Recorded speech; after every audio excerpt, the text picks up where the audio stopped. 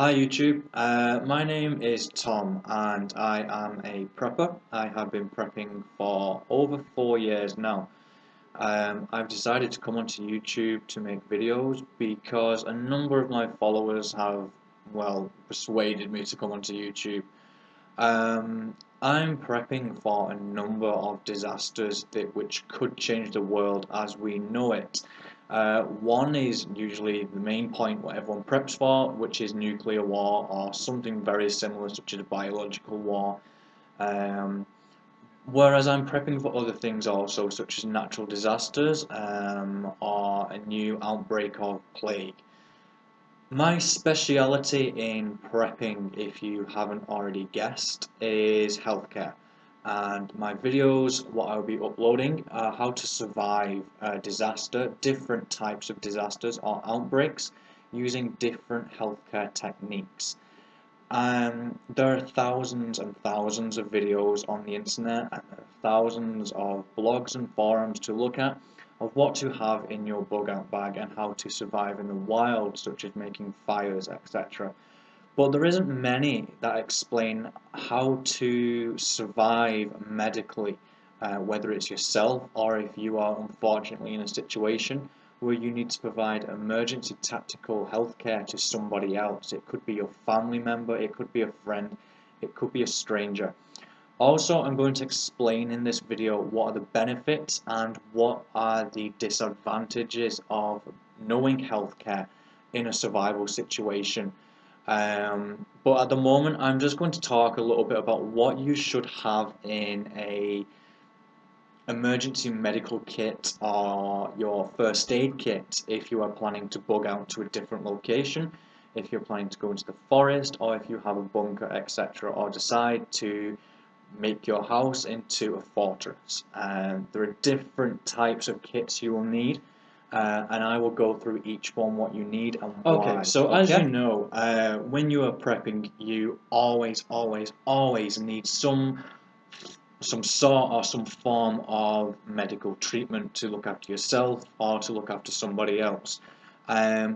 With a disaster, whether it be man-made or natural, health is not going to put itself on hold just because of the situation. You are always going to need to look after yourself.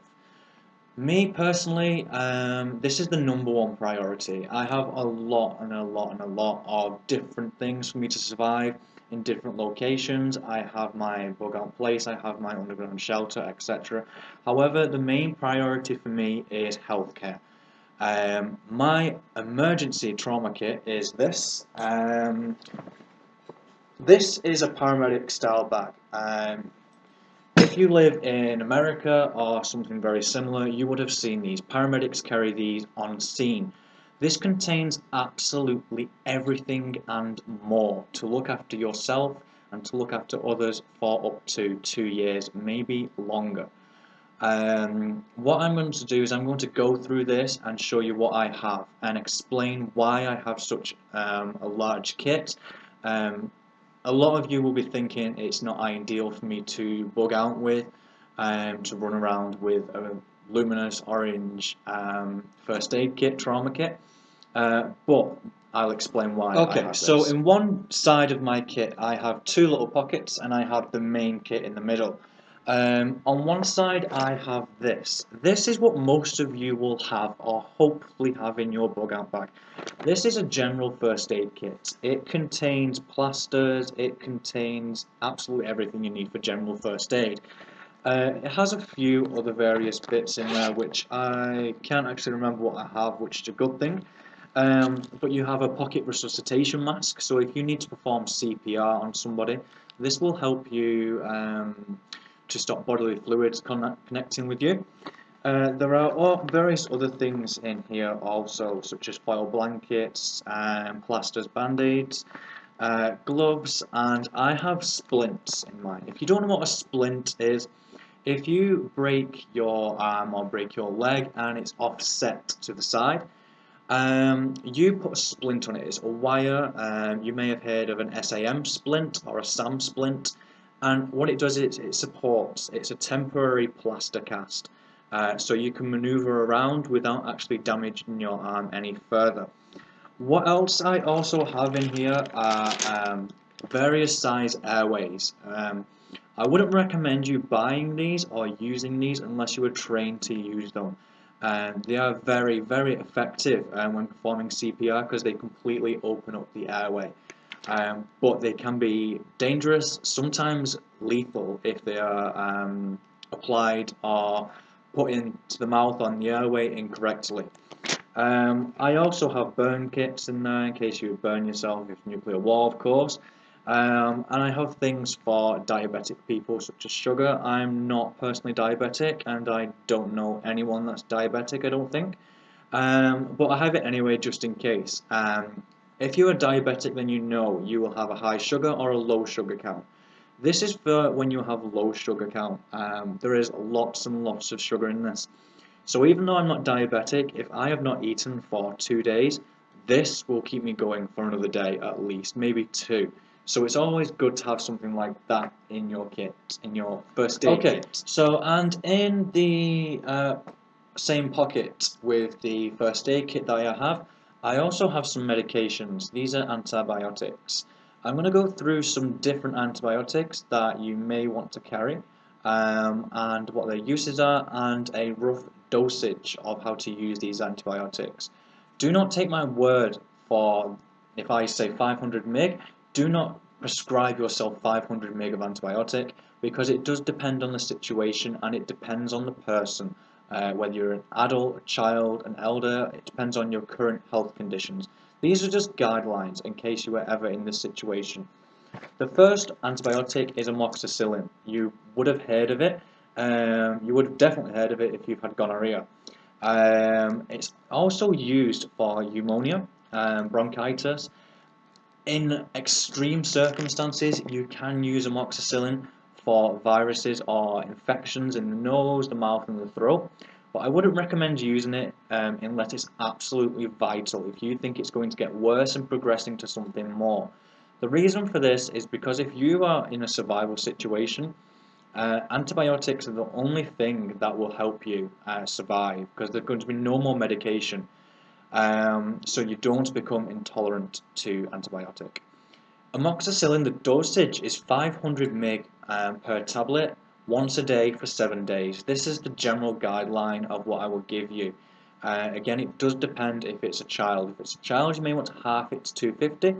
If you are very stocky and big built, you may want to use 750 mg. Okay, so that's one tablet. Also, I forgot to mention, amoxicillin contains penicillin. Any antibiotic that ends in cillin, be wary of if you are allergic to penicillin. Do not take this. Okay. The next antibiotic is doxycycline. You may have heard of this. You may not have heard of it. It's generally used if you have severe acne. However, it can be used to treat gum disease, skin lesions. So a lesion is like a boil or a blister that is eating away at your skin. It also helps for anthrax. So anthrax is a chemical that will most likely be used in a biological warfare attack. If you take one of these, it may help you with the symptoms and it may help you survive. What it's mainly used for in a survival situation is if you are bitten by a mite, a lice, a tick, or something very similar. This will help prevent any infection from one of these, such as the bubonic plague. If you're bitten by a flea, take this and it may help. Okay. It also helps with malaria. If you are in a hot country or if there are many mosquitoes about, then take this on a regular dose if you have been bitten only. Again, do not become intolerant to it. The dosage is 250 mg per tablet, one for 7 days. Okay, so you take one a day for 7 days. If the symptoms keep going on, make it up to 14 days, still keeping on one a day. Again, be wary of your age, your condition, etc. Okay, the third antibiotic that I always carry in the emergency trauma kit is this one, and being educated on healthcare, still cannot pronounce it. Okay, so I'm just going to show you on the webcam. This, okay. This is the miracle, okay? Most of you would have heard this if you've been on antibiotics. It is the most one prescribed. It treats any bacteria, well, most bacterial infections in the nose, throat, stomach, anywhere. Okay. The dosage is 250, one per 7 days, one for 7 days. So 1, 2, 3, 4, 5, 6, 7. Okay, one a day. And the final one is metronidazole. Okay, metronidazole. The dosage for this is 400 mg per tablet, one for 7 days. If the symptoms persist, go to 14 days. Okay, never exceed 400 mg per day. Okay, for metronidazole. Metronidazole is used for bacterial infections in the genitalia. It will not clear thrush, so I'm sorry about that. You'll have to get some live yogurt or something. It does infections for the stomach, so if you have a bacterial infection, it will help E. coli, but it may help salmonella. Skin infections, and joints and respiratory infections. So this is antibiotics, and these are the 4 that I always carry with me. Make sure, if in your bug out kit, they are always in date. Never ever ever take an out of date antibiotic, okay? As soon as it hits that expiry date, throw it away or dispose of it down the toilet. Never take it, because this can cause toxicity to the liver and cause fatality. Okay, a couple more things that I keep in my kit from the side is I keep cocodamol. Okay, we all know what cocodamol is. This is the best thing when you've got a migraine.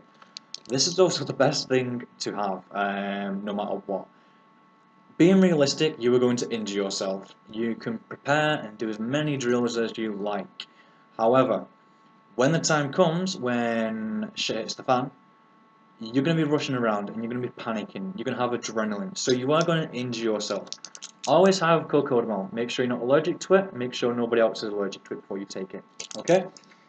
The next thing I have is cold and flu and the Asda's own. Okay? Asda is the British version of Walmart. Okay? You're always going to get a cold and flu. It's always good to have these. It says add hot water. Any water is fine as long as it's clean. Stir it, drink it, you're fine. Okay, that'll keep you going and give you some energy for the day. Okay, because the last thing you want in a survival situation is to lose a day and to be off guard and to be too weak to support yourself or somebody else, such as your family. Again, relating to that, I have tranexamic acid. Okay, if you are a haemophiliac, such as me, haemophilia is where you have a bleeding condition. If you are injured from a cut, it will not clot or coagulate. You will bleed and bleed and bleed. Tranexamic acid is perfect if you are in this situation. If you are not a haemophiliac, however you have injured yourself, such as a wrist or a vital or, part of the body where you're bleeding, you can take one of these. Okay, they're usually in a 500 mg tablet. Take one for every hour per bleeding. Okay, if the bleeding starts to stop, do not take another one. Alright, and finally, not finally, I've got one more for you, I'm sorry. Iodine, you always need iodine. I will explain why I have iodine in a second. I also have an operating kit, a portable operating theatre in this first aid kit. Okay, so I'll explain why I have this later on. Another thing you may want is a syringe filled with vodka. This is not for partying, okay? This is for medicinal use only. If, for example, you have broken your leg, okay, and it's an open fracture, the bone is sticking out, or you are in severe pain, you can administer this orally or through intravenously. I do not recommend you administer it intravenously unless you are qualified to do so. If you administer it too fast, the person may die. If you administer it too slow, it will not have any effect.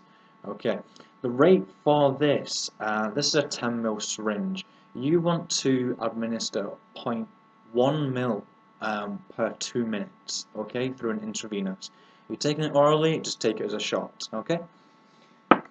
And all the medications I've just mentioned there, you can buy off the internet. Antibiotics, if you go onto an aquarium website and look for fishmox, Fishmox, you will be able to find pharmaceutical grade antibiotics sold on the shelf for maybe $7, okay, for 200 tablets. Not too sure, because I buy mine from the UK and from Spain. What also I have in here, in my kit, is a emergency field surgery kit. You can buy this off Amazon or eBay. Right? It's $14, okay? And this may save yours or somebody's life. First of all, do not use a scalpel unless you are qualified to do so, or unless you are very, very confident you could save somebody's life with this. This is a good kit to have because it has tweezers, forceps or clamps, and various different scissors in there. Okay, the reason I have iodine is for this. If I need to perform an emergency surgery on somebody, I have iodine to sanitize the area. Okay, this is something that must be stressed. Whenever treating a patient or a casualty or yourself, always make sure sanitation and cleanliness is #1 priority.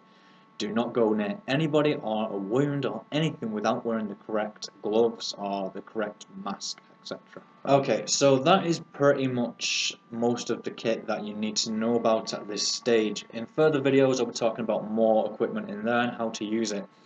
A couple more things though before I move on from the kit and then start explaining about the different types that you will need. One more thing I would recommend you buying is a resuscitation mask. Not the one I've just shown you, I mean a proper one of these. Okay? These are perfect if you are planning to bug out as a family or you have a pack and you're planning to bug out together. This, if somebody has a cardiac arrest or has stopped breathing, this is perfect to use because you can administer breaths per minute while somebody else does the chest compressions. Okay, I'll explain CPR on a later video, and at the moment I'm not going to explain it, but it's perfect to have.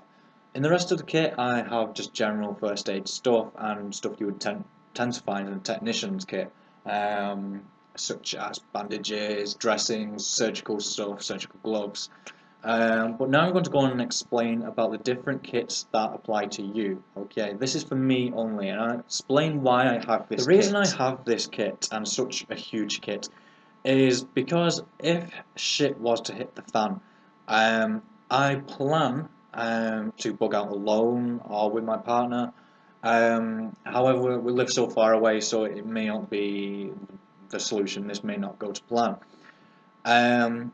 I have this as my safe thing. When the world does change, there's going to be a lot of crime and a lot of gangs, and you will be robbed and killed just for a loaf of bread. However, if someone was to kill me for this kit, perfect, yeah, they can use the bandages and you can use the plasters. However, they have no idea how to administer drugs, they have no idea how to resuscitate somebody. So mine is I am the nurse, okay, or the technician. I could save my own life with this. If I was ever in a situation where I'm held at gunpoint, I could then use this as an excuse to say, let me come with you, I could save your life, I could save your friend's life, okay? Again, it does depend on the situation. I have drugs in here that are lethal, which I'm not going to show on this video. However, if I was in this situation and I was held at gunpoint and held hostage just for my healthcare knowledge, I wouldn't be held hostage for so long. Okay. Now the kits that apply to you, if you are planning to bug out to a different location, such as the forest, I would advise you to have pretty much everything. I would actually advise you to have this kit I've got. You can buy them off Amazon or eBay. I think they're about $120. Mine is an actual technician's kit though. It's a lot more equipped than the ones you can buy off Amazon or eBay. But the ones are perfect for you if you're planning to bug out to a different location. Most of you will have a vehicle or something to transport you to that location, so it's easy to put it into the boot or the trunk of your car and get it to that location. It's very portable and very lightweight. If you are planning to stay in your house, you wouldn't need so many supplies as that are in this kit, such as the antibiotics. You don't need all this because you're in your house. It's very unlikely, or it's more unlikely for you to pick up a virus if you're in your house and you're secure and in lockdown mode in your house. However, I would recommend you to have at least one antibiotic in there. Maybe from a name, 1 second. Maybe metronidazole would be good to have in there because it treats all general bacterial infections. If you are in an underground shelter, however, you will need stuff that I do not have in here. You will need salt rehydrants. Okay, you can make these yourself, or you can buy them from the supermarket for probably $3 for a pack of 10. The reason is if you are underground and you don't have a filtration system for air, you're going to dehydrate very quickly. 90% of you will have MREs or hydrated water supply somewhere, but you will also need salts to replenish your system. Okay, to make these, it is literally you are boiling salt in a pan. Okay, and then you are conserving that into a jar or an airtight compartment. Then all you need to do is you need to put it into some water, stir it around, and drink it. Okay, easy as that. That is the general of what you should have in a first aid kit. For each of my videos, I'm going to be using different parts of the kit to explain how you would use it in different scenarios and situations. My videos are to give you knowledge of healthcare and general medicine if you ever needed it. It's not all European medicine. A lot I have a diploma in herbal medicine and herbology, so I can also speak to you about how to use different plants that may be around you in the wilderness to help you survive in different ways. Of course, all medicine has an expiry date, plants don't. Okay, I will explain that in further videos. My email address is prepmedical@outlook.com. Okay, it's on the screen. If you have any questions regarding healthcare, on bug out survival or end of the world survival, feel free to drop me an email and I will cover it in one video. In my upcoming videos, I'm going to be showing you how to do sutures, how to administer IV. Of course, I'm not going to be doing this on myself, but I'm going to be using chickens, except not real chickens, but chicken fillets, how to suture, how to make an incision, etc., how to remove a foreign body from a wound, and different techniques to keep you alive and to keep somebody else alive. That is pretty much all I have to say in this video. However, if you want me to cover a certain topic of healthcare, feel free to drop me an email and I will cover it. If you have any general questions of how to survive, send me an email and I will respond as soon as I can. I am a professor, so I don't check my emails that much, but I will get back to you as soon as I can. I will be uploading a different video each week, so make sure you stay tuned. Next week I will be talking about a certain disaster or a situation of what equipment you will need to survive that, such as the bubonic plague, how you will survive this, what techniques you need, how to tell if someone has bubonic plague, and also for like nuclear war, how to survive that medically. It's going more in depth than general first aid. It's more tactical medicine, tactical first aid. So it's always good to know, not just for bugging out off the end of the world. If you're in the street and a normal day and somebody collapses, you'll be able to help them. Okay, so I will send another video next week. If you have any questions or you want me to cover anything in the meantime, feel free to drop me an email. But apart from that, thank you for watching, and I will speak to you next week. Okay, bye-bye.